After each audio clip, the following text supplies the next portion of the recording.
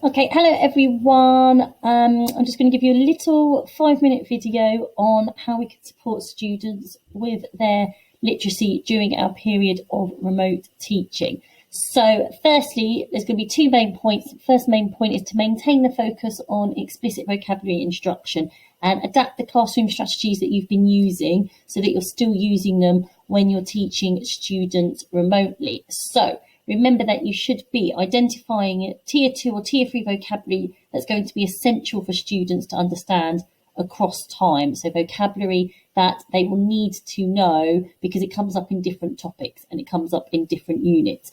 Avoid giving dictionary definitions because these can be really, really confusing. They often use really difficult tier 2 vocabulary. Try to offer as simple explanations as you can of what the vocabulary means using tier 1 vocabulary where possible. Try to avoid asking students to find their own definitions of words or to match up words to definitions because they're very likely to get it wrong, and that can embed misconceptions which are really difficult to undo. Okay, so what you can do instead is to explicitly teach the vocabulary yourself. So using a video, use the same strategies that you'd use in class, and these are the strategies that would work well remotely. So put the focus vocabulary, the words that you're concentrating on, in complete sentences and talk through those with the students so they can see how the words work. Because remember, words only work once they're in a complete sentence. You could create some examples and non-examples. So where one sentence uses the word correctly and one sentence uses the vocabulary incorrectly or inaccurately, and then explain the difference between both sentences. So that's a good thing to do if students are using a word inaccurately quite commonly. You could tell them why it's wrong. And a third strategy is to provide students with a statement, something about the lesson that you're teaching, and explain which word would best correspond with that statement. So for example, here, William the Conqueror's leadership, ask students, or, would the best word to describe this be ruthless, benevolent, or indecisive?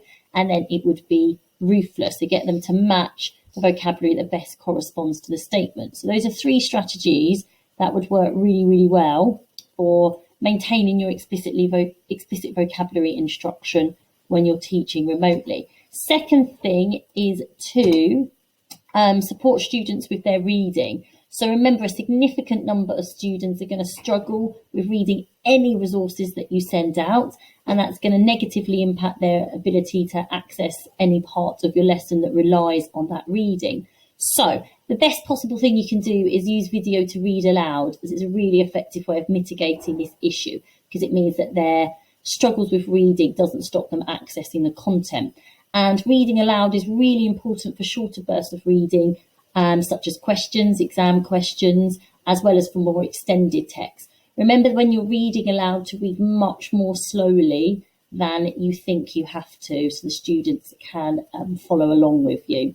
They don't necessarily have to have the text in front of them, but they probably will have. So read really, really slowly so they can read it along with you. Pre-read anything you're asking them to read and check it for any tier 2 or tier 3 vocabulary that might be challenging, and then use the strategies we've just discussed to address those potential barriers.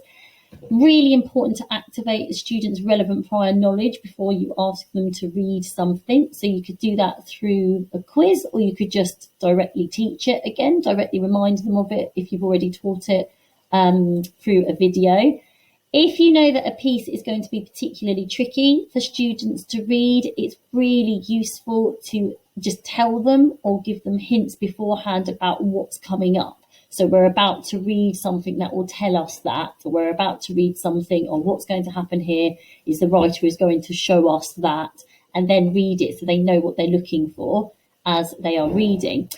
If you are asking students to read longer texts when they're at home, make sure that you break it up and there's pauses in the reading for them. So you can do this through a number of strategies. So asking them to make predictions based on their background knowledge, or perhaps through making inferences by asking questions. So you're modelling the questions that the students ask as they read. So what am I finding out here? What do I still not know? What's going to happen next?